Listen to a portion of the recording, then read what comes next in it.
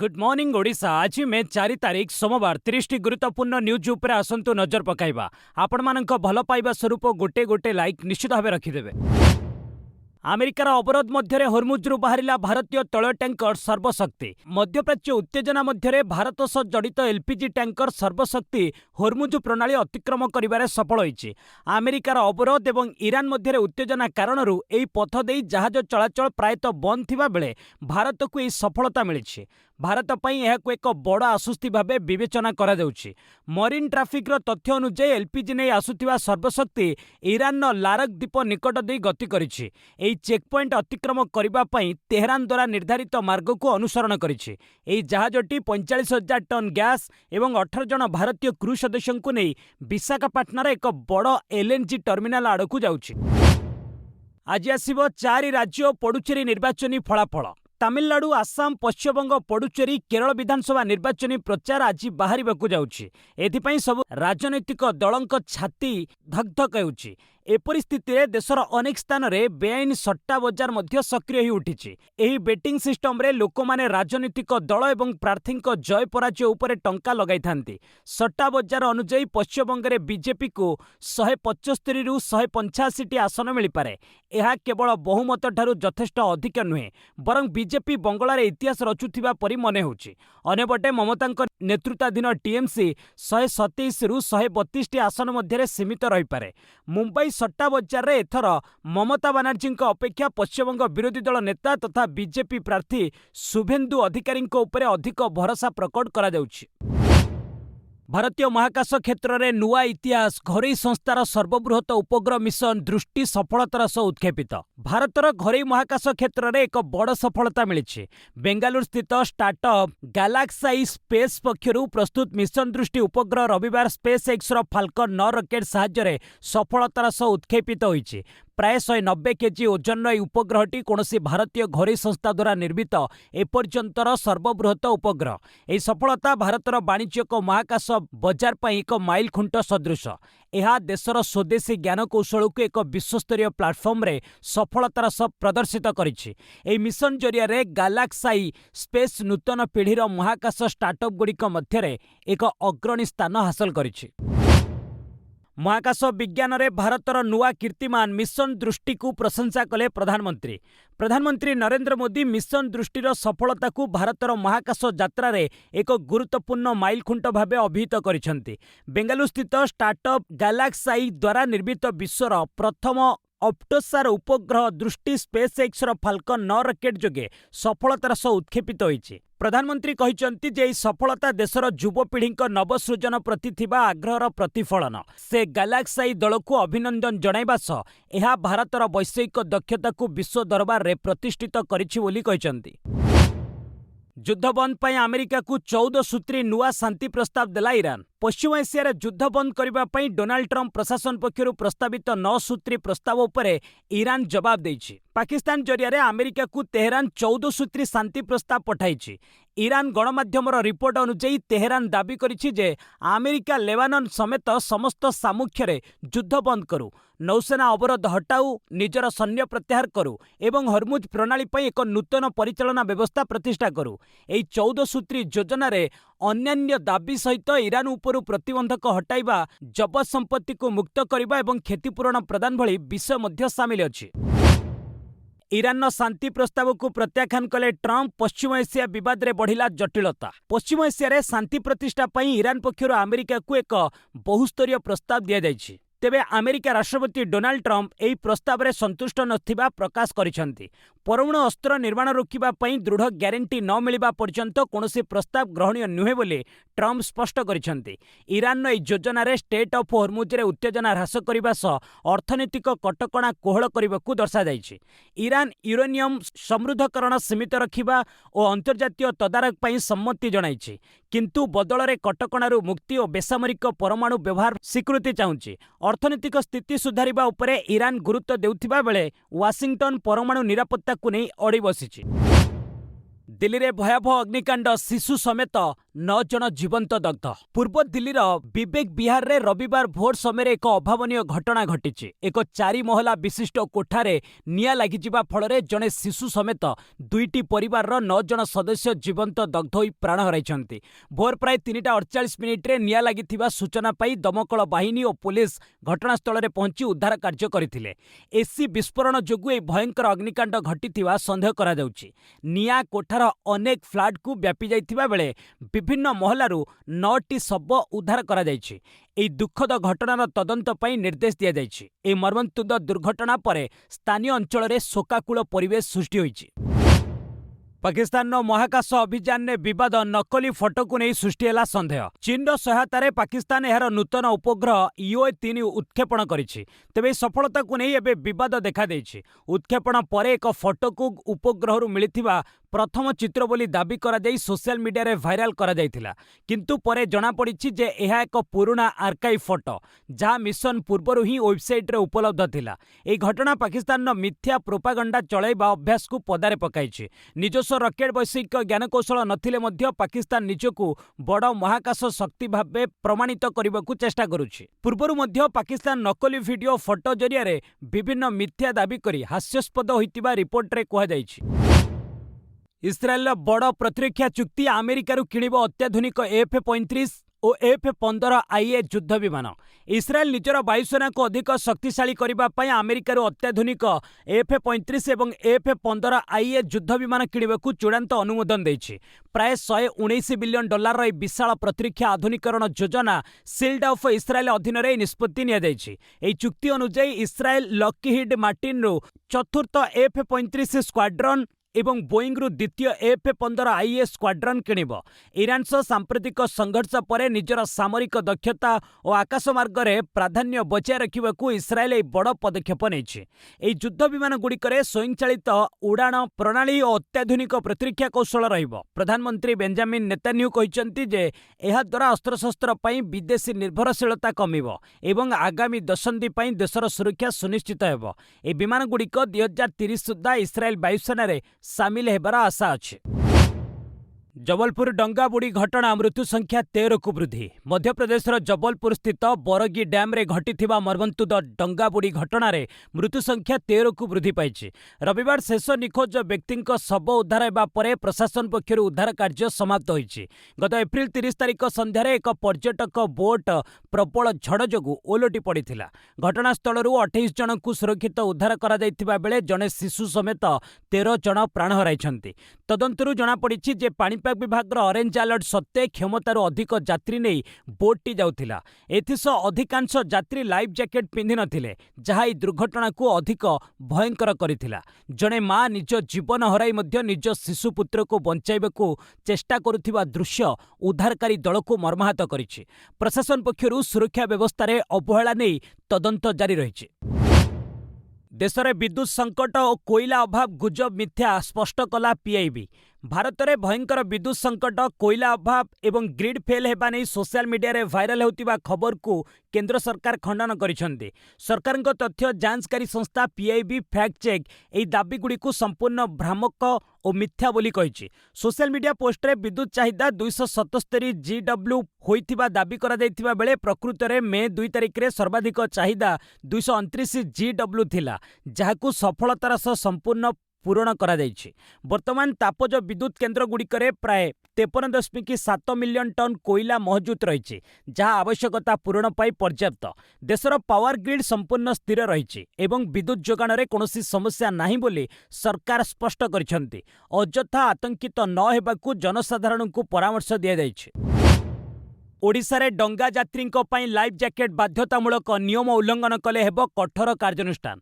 निकटरे घटिथिबा डंगा बुड़ी घटना को गंभीरतार सह नहीं ओडिशा सरकार अंतस्थलीय जलपथरे यात्रा करुथिबा समस्त यात्री लाइफ जैकेट पिंधिबा बाध्यतामूलक करिछि। वाणिज्य परिवहन विभाग प्रमुख सचिव अध्यक्षतार अनुष्ठित एक उच्चस्तरीय बैठक रे सुरक्षा व्यवस्थार समीक्षा करा जाई एही निष्पत्ति निया जाइछि। समस्त डंगारे यात्री क्षमता अनुଯାयी पर्याप्त लाइफ जैकेट, लाइफ बॉय एवं अग्नि निर्वापक जंत्र रहिबा जरूरी। सरकारक पक्षरु नियमित चढ़ाऊ कराजिबो एवं ओभरलोडिंग किंबा नियम उल्लंघन करुथिबा ऑपरेटरक विरोध रे दृढ़ कार्यानुष्ठान ग्रहण कराजिबो। शहीद बाजी राउत नौयात्रा सुरक्षा योजना अधीन रे घरोई ऑपरेटर को 95% सब्सिडी रे सुरक्षा उपकरण जोगाई दिया जाउछि। पर्यटक और नागरिकक जीवन रक्षा को सरकार सर्वाधिक प्राधान्य दैछन्ति। ओपेक प्लस रो बड़ निष्पत्ति बढ़िबो तैल उत्पादन, संगठन छाड़िला यूएई। पश्चिम एशिया जारी रहितिबा संकट मध्यरे ओपेक प्लस देशगुड़िक आसंता जून मासरू तैल उत्पादन वृद्धि करबाकू निष्पत्ति नेछन्ति। एही संगठनर 7टी देश दैनिक प्राय 1.88 लाख बैरेल तैल उत्पादन बढ़ाइबाकू सहमति प्रकाश करिसन्ति। तेबे एहा मध्यरे संयुक्त अरब एमिरेट्स एही संगठनरू ओहरी जिबाकू घोषणा करिछि। यूएईर कहिबा अनुसार निजर दीर्घकालीन रणनीतिक एवं अर्थनैतिक लक्ष्य को दृष्टि रे रखी सेही निष्पत्ति नेछि। यूएईर एही पदक्षेप परे ओपेक प्लस रो सदस्य संख्या 21 को ह्रास पाइछि। हर्मुज प्रणाली बंद हेबा जोगु उपसागरीय देशगुड़िकर रप्तानी प्रभावित होइतिबा बेले यूएईर प्रस्थान तैल कटेल को किछि मात्रा रे दुर्बल करिपारे बोली अनुमान करा जाउछि। इरान सह विवाद समाधान पाई व्हाइट हाउस रो बड़ पदक्षेप, निक स्टुआर्ट हेले परामर्शदाता। इरान सह जारी रहितिबा विवादर अंत घटाइबा पाई व्हाइट हाउस निक स्टुआर्ट को कूटनैतिक दलर परामर्शदाता भावे नियुक्त करिछि। जणे अभिज्ञ नीति विशेषज्ञ भावे से स्वतंत्र प्रतिनिधि स्टीव विटकॉफ को नेतृत्वाधीन प्रतिनिधि दल को सहयोग करिवे। स्टुआर्ट पूर्वरु ट्रम्प को प्रथम शासन काल रे स्टेट डिपार्टमेंट रे ईरान संबंधी गुरुत्वपूर्ण कार्य करिसेंति। जारेड कुशनर को सहायतारे होइतिबा नियुक्ति पूर्वरु स्टुआर्ट ईरान प्रति कठोर आभिमुख्य रखितिबा संस्था foundation for defence of democracy सह जड़ित थिले। अमेरिका समर्थित 9 दफा शांति प्रस्ताव बदल में ईरान एक पालटा प्रस्ताव देथिबा बेले ए नूतन नियुक्ति विवाद समाधान दिगरे बेस गुरुत्वपूर्ण मने करा जाउछि। सिंगापुर पासपोर्ट सबुठु शक्तिशाली 80तम स्थान रे भारत। चलित वर्षर सबुठारु शक्तिशाली एवं सबुठारु दुर्बल पासपोर्ट तालिका जारी होइछि।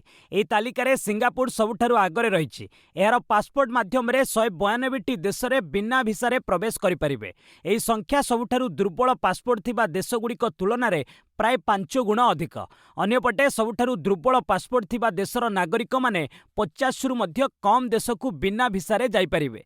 एहा भूगोल, कूटनीति एवं राजनीतिक स्थिरता विश्वयात्रा उपरे केते प्रभाव पकाई थाए ताहा दर्शाउछि।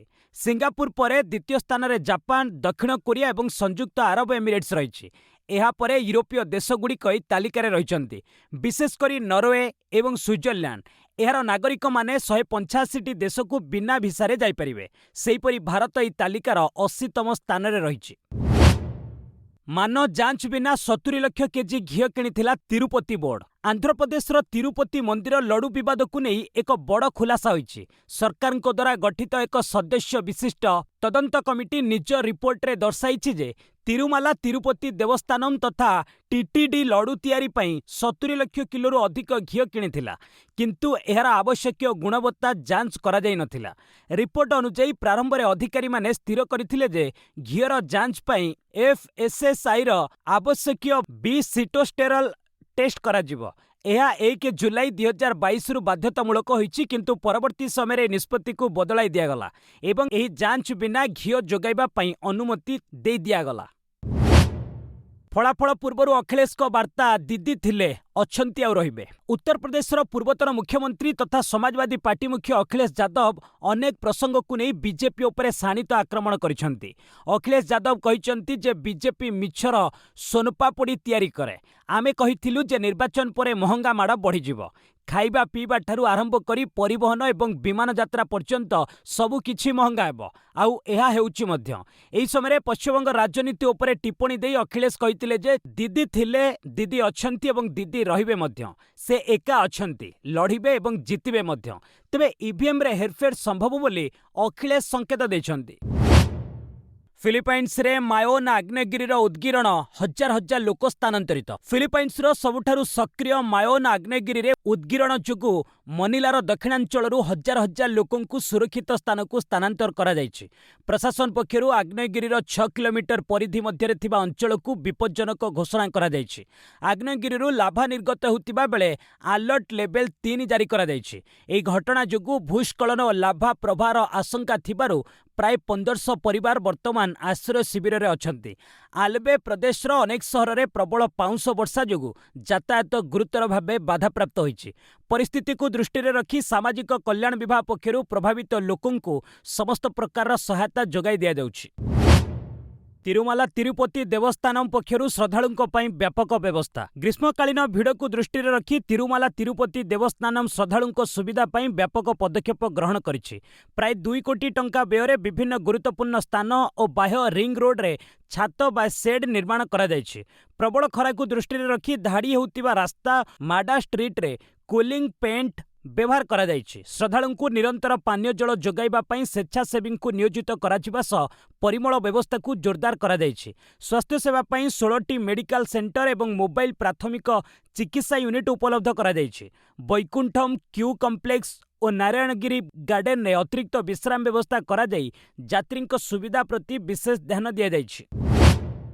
एम्स रा बड़ सफलता मेरुदंडर जटिल समस्या पई विकसित हैला नूतन अस्त्रोपचार कौशल। नुआदिल्ली स्थित All India Institute of Medical Sciences मेरुदंडर गुरुतर बंकापण बा विकृतिर चिकित्सा पई एक नूतन अस्त्रोपचार कौशल विकसित करिछि। एहाकु चिकित्सा विज्ञान क्षेत्र में एक बड़ सफलता भावे विवेचना करा जाउछि। एही पद्धतिटी पोस्टेरियर वर्टेब्राल कलम रिसेक्शन एक परिवर्तित रूप।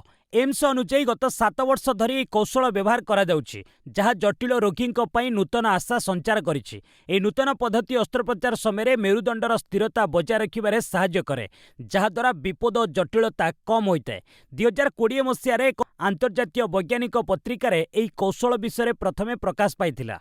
एही सफलता द्वारा अधिक विपद संकुल अस्त्रोपचार एबे सहज और सुरक्षित होई पारिबो। स्पेस एक्सर शक्तिशाली रॉकेट फाल्कन हेवीर सफल उत्क्षेपण एशिया प्रशांत महासागरीय अंचल में बढ़िबो इंटरनेट स्पीड। स्पेस एक्स एहार सबुठारु शक्तिशाली रॉकेट फाल्कन हेवीर सफल उत्क्षेपण करिछि। 18 मासर व्यवधान परे फ्लोरिडार केनेडी स्पेस सेंटर रु एहा भियासाट 3F3 जोगाजोग उपग्रह को नहीं महाकाश को जाइछि। एही उपग्रह विशेष भावे भारत समेत एशिया प्रशांत महासागरीय अंचल में हाई स्पीड ब्रॉडबैंड सेवा जोगाइबा पई प्रस्तुत करा जाइछि। बोइंग द्वारा निर्मित यह अति उच्च क्षमता संपन्न उपग्रह प्रति सेकेंड रे 1 टेराबिट रु अधिक डाटा प्रदान करिबार क्षमता रखिछि। यह विमान चलाचल सामुद्रिक जहाज प्रतिरक्षा और दूरवर्ती अंचल में इंटरनेट संजोग को अधिक सुदृढ़ और द्रुत करिबो।